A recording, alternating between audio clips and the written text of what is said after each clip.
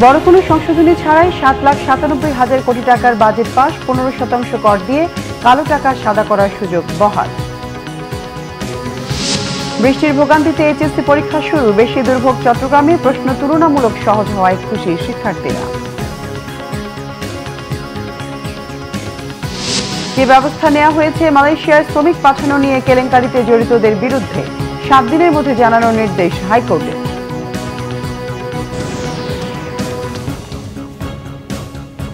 দেখছিলেন বিআরবি কেবল সংবাদ শিরোনাম, এবার বিস্তারিত সংবাদ। বড় কোনো পরিবর্তন ছাড়াই নির্দিষ্টকরণ বিল পাশের মধ্য দিয়ে আজ সংসদে পাশ হল 2024-25 অর্থ বছরের জাতীয় বাজেট। 1 জুলাই থেকে কার্যকর হবে নতুন বাজেট। বাজেটের আকার 7,97,000 কোটি টাকা। বাজেটে ছোটখাটো দু একটি বিষয় ছাড়া তেমন বড় কোনো সংশোধনী আনা হয়নি। এর আগে শনিবার সংসদে অর্থ বিল পাশ হয়েছে। সংসদের ভেতরে বাইরে নানা মহলে আলোচনা সমালোচনা হলেও 15% কর দিয়ে কালো টাকা সাদা করার সুযোগ দেয়া হলো। ব্যক্তি শ্রেণীর সর্বোচ্চ করের হার থাকলো 25%। দেশি বিদেশি উদ্যোক্তাদের চাপে বেসরকারি অর্থনৈতিক অঞ্চলের কর অবকাশ প্রত্যাহারের সিদ্ধান্ত থেকেও সরে এসেছে সরকার।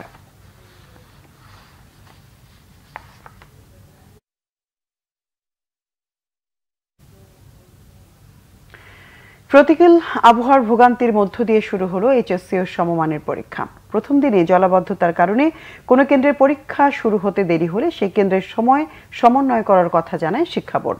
আগামী বছর এইচএসসি পরীক্ষা এপ্রিলে হবে বলে জানিয়েছেন আন্তঃশিক্ষা বোর্ডের সমন্বয়ক তপন কুমার সরকার। এবার 8টি সাধারণ শিক্ষা বোর্ড, কারিগরি শিক্ষা বোর্ড ও মাদ্রাসা শিক্ষা বোর্ডের অধীনে দেশের 60 জেলায় একযোগে পরীক্ষা অনুষ্ঠিত হচ্ছে। শুধু সিলেট বিভাগের 4 জেলায় বন্যা পরিস্থিতির কারণে 8 জুলাই পর্যন্ত পরীক্ষা স্থগিত থাকবে। এসব জেলায় 9 জুলাই থেকে প্রকাশিত সময়সূচি মেনে পরীক্ষা নেওয়া হবে। সব বোর্ড মিলে এবার মোট পরীক্ষার্থী 14,50,790 জন। এর মধ্যে ছাত্র সংখ্যা 7,50,218 জন এবং ছাত্রী সংখ্যা 7,05,009 জন। গত বছরের তুলনায় এবছরে মোট পরীক্ষার্থীর সংখ্যা বেড়েছে 91,448 জন। এবার মোট কেন্দ্র 2,725টি এবং মোট শিক্ষা প্রতিষ্ঠান 9,463টি। গত বছরের তুলনায় শিক্ষা প্রতিষ্ঠান বেড়েছে 294টি এবং কেন্দ্র বেড়েছে 67টি। এদিকে প্রথম দিনের পরীক্ষার প্রশ্ন সহজ হওয়ায় খুশি শিক্ষার্থীরা। আরেকটু সময় পেলে ভালো হতো। এখন নটরডেমে যেহেতু পড়েছে, ওদের তো কুইজ সিস্টেমটা ভালো, সেই হিসাবে একটু আশা করতে পারি যে মোটামুটি আলহামদুলিল্লাহ ভালো। হঠাৎ করে বৃষ্টির কারণে আমরা ছেলে মেয়েদের নিয়ে আসতে রাস্তায় ভিজে, এমনকি শুধু তাই না, হেঁটেও আসতে হয়েছে অনেক রাস্তা। বৃষ্টির কারণেই একটা বাচ্চা দেরিতে আসায় ঢুকতে পারছিল না। আমরা তাকে সহযোগিতা করে গেটম্যানকে ডেকে পরে ঢুকাই দিছি।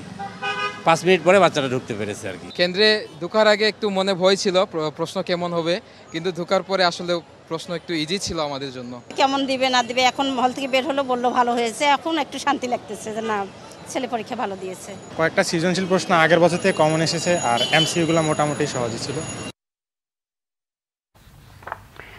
চট্টগ্রামে ভারী বৃষ্টির মধ্যে চরম দুর্ভোগে পড়ে এইচএসসি পরীক্ষার্থীরা। বৃষ্টির ভোগান্তির মধ্যে কেন্দ্রে পৌঁছায় তারা। লঘুচাপের প্রভাবে চট্টগ্রামে মধ্যরাত থেকে থেমে থেমে হালকা থেকে মাঝারি বৃষ্টিপাত হচ্ছে। মহানগরীর বেশ কিছু সড়ক তলিয়ে যাওয়ায় যানজট তৈরি হয়। এইচএসসি পরীক্ষার্থী অভিভাবকেরা যানজট এড়িয়ে ঘুরপথে পরীক্ষা কেন্দ্রে যাওয়ার চেষ্টা করেন। 2 নম্বর গেট, রহমাননগর, খুলশী রেলগেট, ওয়্যারলেস মোড় সহ বিভিন্ন জায়গায় জলাবদ্ধতা তৈরি হয়। যানজট ও তীব্র বৃষ্টির কারণে পরীক্ষা শুরুর আধ ঘন্টা আগে কেন্দ্রে পৌঁছানো নিয়ে উদ্বিগ্ন হয়ে পড়েন শিক্ষার্থী ও অভিভাবকরা। এছাড়া দেশের বিভিন্ন জায়গায় বৃষ্টির কারণে ভোগান্তি পোহাতে হয় শিক্ষার্থী ও অভিভাবকদের। এদিকে বন্যার কারণে সিলেট বিভাগের স্থগিত পরীক্ষা 11ই আগস্টের পর অনুষ্ঠিত হবে। বেগম খালেদা জিয়া ইস্যুতে আইনগত প্রক্রিয়া অনুসরণ না করে উচ্চ আদালতে না গিয়ে বিএনপি দেশের রাজনৈতিক স্থিতিশীলতা বিনষ্টের পায়তারা চালাচ্ছে অভিযোগ করেছেন আওয়ামী লীগের সাধারণ সম্পাদক ওবায়দুল কাদের। রবিবার এক বিবৃতিতে তিনি এই অভিযোগ করেন। ওবায়দুল কাদের বলেন, ঐতিহ্যগতভাবে বিএনপি কখনো আইনের শাসনে বিশ্বাস করে না। চিরাচরিতভাবে আইন, বিচার ব্যবস্থা, সংবিধান ও গণতন্ত্রের প্রতি শ্রদ্ধাশীল নয় এই দল। তবে আওয়ামী লীগ দেশে সংবিধান ও আইনের শাসন বজায় রাখতে প্রতিজ্ঞাবদ্ধ। সাফ জানিয়ে দেন, কোনো প্রকার বেআইনি, অযাচিত ও অযৌক্তিক দাবি কোনো গণতান্ত্রিক সরকার মানতে পারে না। আওয়ামী লীগের নেতাকর্মীরা অতীতের মতো আন্দোলনের নামে যে কোনো সন্ত্রাস ও নৈরাজ্য সৃষ্টির ষড়যন্ত্র ঐক্যবদ্ধভাবে প্রতিহত করবে বলেও হুঁশিয়ারি তার। বেগম খালেদা জিয়ার শারীরিক অবস্থা নিয়ে গুজব ছড়িয়ে বিএনপি জনগণকে উস্কানি দিচ্ছে, আন্দোলনে ব্যর্থ হয়ে জনগণের কাছ থেকে করুণা আদায়ের চেষ্টা চালাচ্ছে বলেও মন্তব্য করেন ওবায়দুল কাদের। মালয়েশিয়ায় কর্মী পাঠানো কাণ্ডে জড়িতদের বিরুদ্ধে কি ব্যবস্থা নেওয়া হয়েছে 7 দিনের মধ্যে জানানোর নির্দেশ দিয়েছেন হাইকোর্ট। এক রিট আবেদনের প্রেক্ষিতে বিচারপতি মোস্তফা জামান ইসলাম ও বিচারপতি SM মাসুদ হাসান দোলনের হাইকোর্ট বেঞ্চ রবিবার এই নির্দেশ দেন। পূর্ব ঘোষণা অনুযায়ী গেল 31 মে মালয়েশিয়ায় বিদেশি কর্মী পাঠানোর শেষ দিনে উড়োজাহাজের টিকিট সংকট সহ নানা কারণে যেতে পারেনি প্রায় 17,000 কর্মী, যাদের বিএমইটির ইমিগ্রেশন ক্লিয়ারেন্স সহ যাবতীয় কাগজপত্র পদ্ধতি সম্পূর্ণ ছিল। এ বিষয়ে পরদিন তদন্ত কমিটি গঠন করে প্রবাসী কল্যাণ ও বৈদেশিক কর্মসংস্থান মন্ত্রণালয়। এক দফা সময় বাড়ানোর পর 24 জুন প্রতিবেদন জমা দেয় কমিটি। তবে তদন্ত প্রতিবেদন সম্পর্কে এখনও আনুষ্ঠানিক কিছু জানায়নি প্রবাসী কল্যাণ ও বৈদেশিক কর্মসংস্থান মন্ত্রণালয়। জীবনের নিরাপত্তা চেয়ে শেরেবাংলা নগর থানায় করা সাধারণ ডায়েরি করার কারণ জানিয়েছেন সংসদ সদস্য ব্যারিস্টার সাইদুল হক সুমন।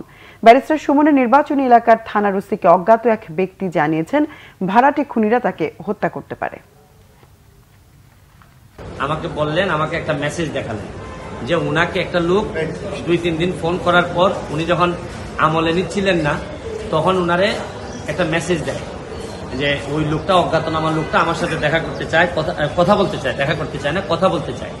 তো ওসি সাহেব আমলে নেননি। পরে যখন মেসেজটা দেখছেন, যে মেসেজের মধ্যে আছে দেখা যাচ্ছে যে একটা কন্ট্রাক্ট কিলার গ্রুপ যারা হায়ার করা হয়েছে তারা নাকি অ্যাক্টিভ, তার বক্তব্য অনুযায়ী। তো ওসি সাহেব আমারে উনার ফোন দিয়ে ওই অজ্ঞাতনামা ব্যক্তির সাথে ফোনে ধরাই দিলেন। কোপা আমেরিকা ফুটবল টানা তৃতীয় জয়। কোপা আমেরিকার কোয়ার্টার ফাইনালে উঠেছে আর্জেন্টিনা। লাউতারো মার্টিনেজের জোড়া গোলে পেরুকে 2-0 হারায় ডিফেন্ডিং চ্যাম্পিয়নরা। এই গ্রুপে রানার্স আপ হয়ে কানাডা শেষ 8-এর টিকিট নিয়েছে। চিলির বিপক্ষে তাদের ম্যাচ 0-0 ড্র হয়।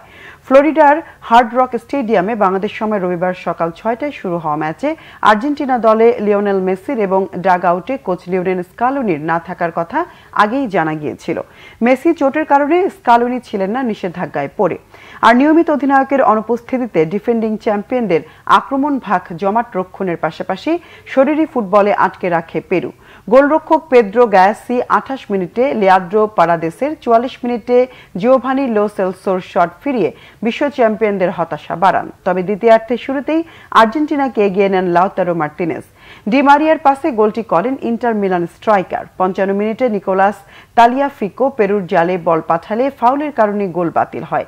69 মিনিটে বক্সের ভেতর হ্যান্ড বলে পাওয়া পেনাল্টিতেও পারাদেসের শট পোস্টে লাগে। 86 মিনিটে মার্টিনেজ নিজেরও দলের হয়ে দ্বিতীয় গোল করে জয়ের ব্যবধান 2-0 করেন। আর্জেন্টিনার জার্সিতে শেষ 6 ম্যাচে মার্টিনেজের গোল হলো 7টি, যার 4টি চলতি কোপায়। দর্শক, ছিল এখনকার মতো। পরের সংবাদ সন্ধ্যা 6টায়, এর আগে 5টায় রয়েছে নিউজ টপ 10। এছাড়া বাংলাভিশন সংবাদ ও সংবাদ সংশ্লিষ্ট অনুষ্ঠান দেখতে ভিজিট করুন www.bvnews24.com ও facebook.com/banglavisionnews এবং সাবস্ক্রাইব করুন youtube.com/banglavisionnews। এতক্ষণ সঙ্গে থাকায় ধন্যবাদ সবাইকে।